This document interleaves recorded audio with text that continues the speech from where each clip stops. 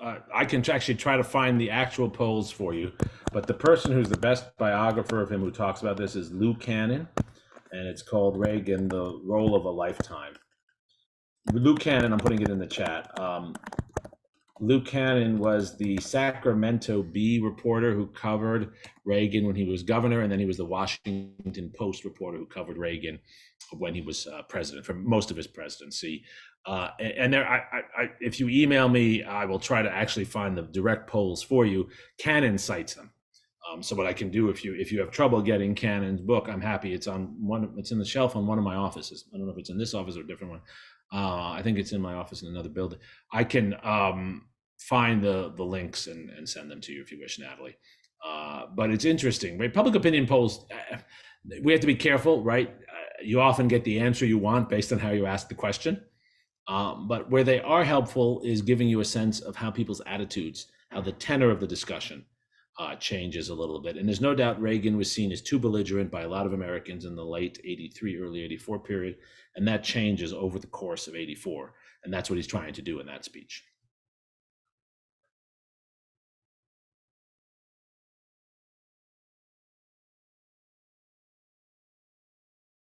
Very interesting question, Eric. First of all, my students, my undergraduates, don't know very much about Reagan. A lot of them tell me that their history classes never made it that far. They tell me they may have gotten up to the Vietnam War. Too many of my students assume that what they see from Republicans today is what Reagan was about. And I'm not going to make a comment on Republicans today, but I hope you see in the rhetoric very different from what maybe you think it's better today or worse. It doesn't matter. Very different. They associate him with Republican figures who have totally different views because those Republican figures use his name. They kind of use his name in vain. And they don't understand. So for example, Mike Pence, I'm thinking of Mike Pence because he's actually coming to campus on Friday. Former Vice President Mike Pence often cites Reagan when he makes very religious statements. And he's entitled, former Vice President, to make his religious statements. They see Reagan as a very religious man. He was not. I have to remind them he was the first divorced president. Never during his presidency did he go on a weekly basis to church, as many presidents since then have done. He was not a man who wore his religion on his sleeve. He was not an evangelical. He was not. He appealed to evangelicals. He wanted their votes, of course. So they don't understand that. And of course, there's some people who think Reagan ended the Cold War, which is not right at all. Reagan helped Gorbachev at key moments, as I said. But the Cold War ended because of Mikhail Gorbachev. Now, there are also people who think Reagan deserves no credit at all and that he was a buffoon, and that's also wrong. So I guess my point to you, Eric, is that students don't know enough about Reagan, and I think it's up to us as teachers not to burst the bubbles of the myths, but to give students the real basis, maybe through speeches. This is where it helps for them to feel and see some of Reagan through these primary sources so they can make their own judgments that are informed judgments.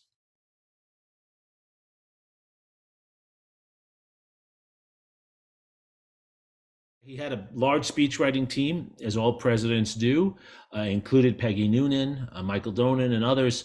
They wrote his speeches for him, but he often rewrote them. So the final drafts were his, but they came out of drafts that were from his speech writing team. So the Ivan and Anya one is a very clear case where Reagan himself writes that in by hand. But in many cases, he's changing the language a little bit, but a lot of it's coming from his team, but his team is trying to channel him.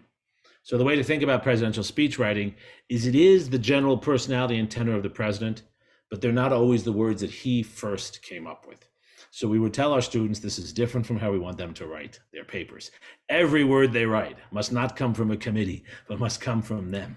And I now have to tell them not from ChatGPT either. In my class, Patricia says, we use the City on a Hill speech. Absolutely. Absolutely. This captures kind of the moral vision point that I was making, and it's a more positive speech than the Evil Empire speech, but it captures a lot of the same things. And this phrase, City on a Hill, of course, that goes back to John Winthrop in the 17th century, is a phrase Reagan uses to identify the United States, he thinks, as not just a beacon for change, but also separate, standing apart from some of the degenerate things he associates with the Soviet Union and other regimes.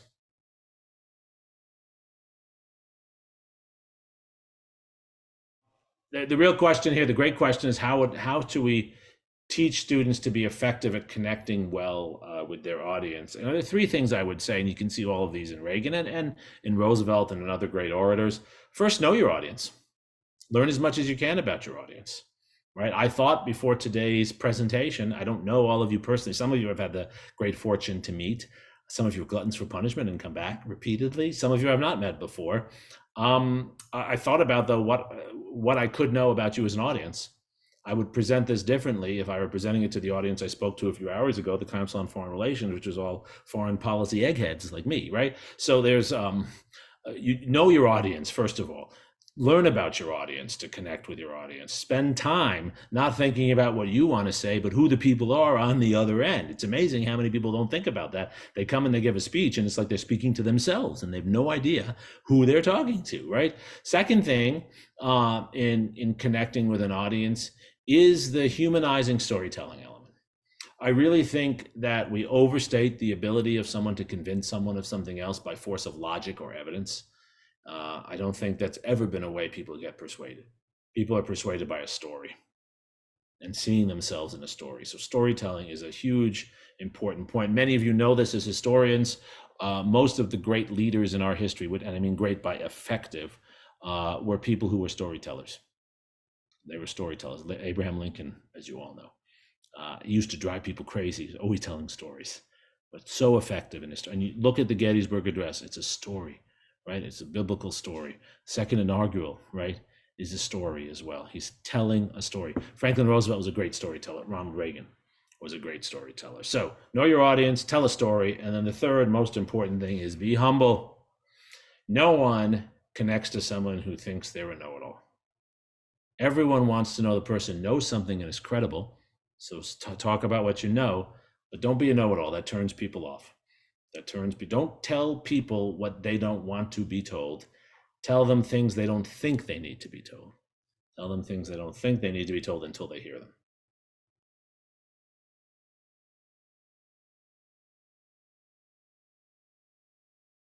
Livingroomcandidate.org is a website I use quite often. I'll admit, my son is this way too with me, where we're kind of political nerds.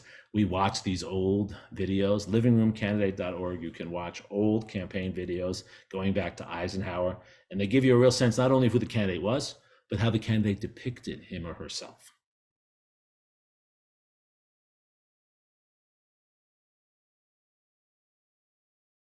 So I'm not always certain about that, right? Some of his speeches, all of them were done initially by committee, and then he would change them. He clearly put more thought and effort into some than others. So yes, I mean, I think we presidents are responsible for everything they say, whether they wrote it or not. And usually what they are reading, they have read before they are reading it to an audience. So I don't think we should get caught up. We should get caught up in our scholarship. When I'm writing a book and I'm trying to understand how the individual is thinking, then it really does matter which words that they write. But from our point of view, we're really interested in what are the ways in which a leader is trying to send his message, convey his message, trying to persuade people. And I think it matters a little less in that case who the direct attribution is. But it's a great question, Jen, and we don't always know the answer. This is a great question here from William. In 1986, when the Space Shuttle Challenger was destroyed, and that's one of Reagan's truly great speeches given then, after liftoff, I remember his speech that evening. I remember his speech. I was in third grade, and we were all watching the Challenger take off, and we all watched it explode.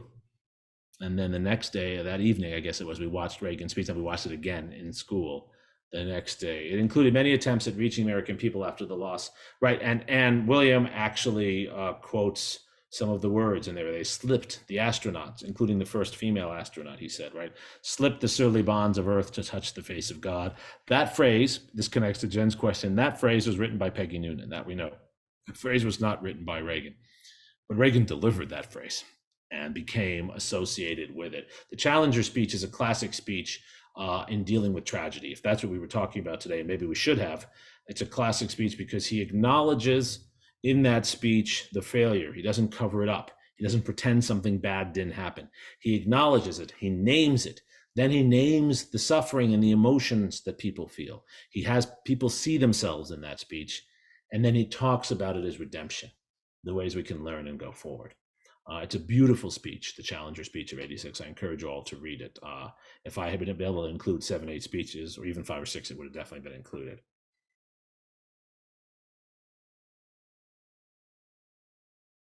From both a political and practical sense, it was very calculated. Reagan courted many different kinds of voters. He needed to, because then there were more Democrats in the United States than Republicans, number one. And number two, there were many people who did not like him because they believed he was either an ignoramus, that he didn't have the foreign policy and other domestic expertise, and others also believed he was too old to be president. So he had to work hard. And he had a lot of negatives associated with him, as most candidates do. So he courted evangelicals. He also courted, and this must be said, he courted white supremacists. He was not a white supremacist himself, but he courted them. He famously, in 1980, was the first candidate ever to go to Neshoba, Mississippi, which was the site where in 1964 Cheney, Schwerner, and Goodman were killed, and make a speech about states' rights. He gave a speech about states' rights where one of the most notorious lynchings had occurred just 25 years earlier. He knew that. No Republican, Nixon, had never gone there. He went and did that, and he said states' rights there. Everyone knew what he meant. Everyone knew what he meant. He was courting those voters. He needed those voters, and he needed evangelicals. I'm not saying they're the same. Evangelical voters are not necessarily white supremacists. He needed evangelical voters, too. That's why he advocated for school prayer. He was not a prayer himself. He wasn't someone who prayed, but he asked for school prayer. He called for school prayer, the government supporting school prayer because he was appealing to evangelicals. And then he changed his position on abortion to get evangelical votes. So did George H.W. Bush. Reagan, as governor of California, was pro-choice, and as governor of California, he was pro-gun rights, gun control. He was pro-gun control, and he was pro-choice as governor of California because he was governor of California at that time. When he ran for president, knowing his audience, to get those votes, he moved on those two. That doesn't mean he was insincere on other issues. Those issues he shifted on. And one could argue the rise of evangelical influence in the Republican Party is part of that. Remember, Carter was far more religious than Reagan. Carter was actually an evangelical. That's the interesting thing about this, right? Of the two, Carter is far more religious than Reagan. Carter was giving sermons in his church in Plains, Georgia, until a few weeks ago, right? Reagan didn't leave the White House and go give sermons in churches.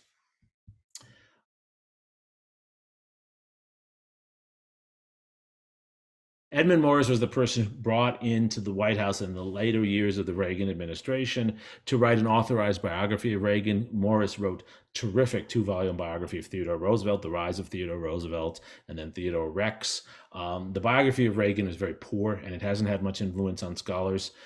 That's because Morris really had trouble understanding Reagan. Never really did. There are a lot of better biographies than that. And this just shows that you can understand one person, Theodore Roosevelt, and not understand another, Reagan.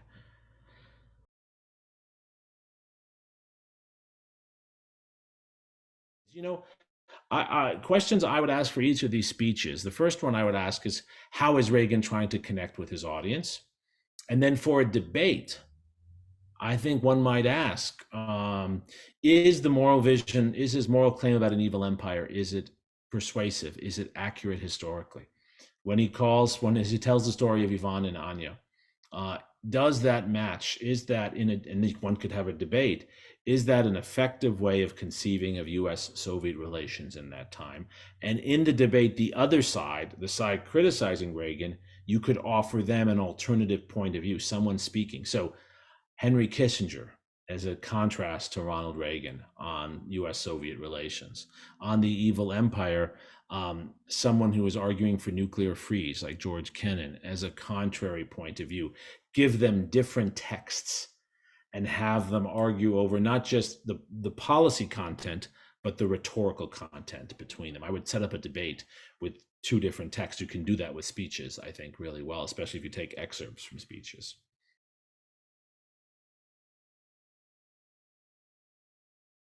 So the City on a Hill speech that was mentioned earlier, I would give that. Or two more other examples of that. I would give his first parts of his inaugural address, which is when he famously says, "Government is not the solution; government is the problem." And it's mostly a domestic focused address on that. And his 1982 State of the Union address, where he really articulates supply side economics. The domestic addresses would actually be more on economics and budget matters and taxes than anything else.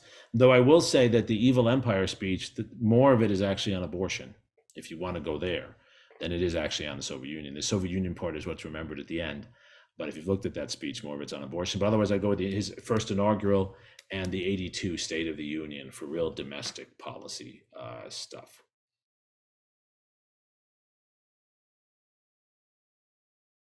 He was deeply influenced by Dwight Eisenhower. That was also an important part of his life, of course. He comes of age in the Great Depression. Everyone liked Ike. He learned a lot from Eisenhower. He later on would refer to Truman. I don't think he was actually that influenced by Truman, actually. And Barry Goldwater. And his first political campaigning was in 1964, giving speeches for Barry Goldwater. So Barry Goldwater was an important influence on him as well. And they remained friends, actually, into Reagan's presidency. Yes, there are numerous speeches from 1983, 84, and 85 on support for the Contras. So just look up Reagan and Contras and how he called the Contras the moral equivalent of the founding fathers repeatedly. This was part of the Reagan doctrine, which was the support for anti-communist forces, even if they were not democratic, but still anti-communist forces in Latin America. And that could lead into a discussion of something we didn't talk at all about today, the Iran-Contra issue, which is, of course, about the providing weapons to Iran illegally, which Reagan knew about and did, and then taking the money from those weapons that the Iranians paid after the release of U.S. hostages and sending that money illegally to the Contras.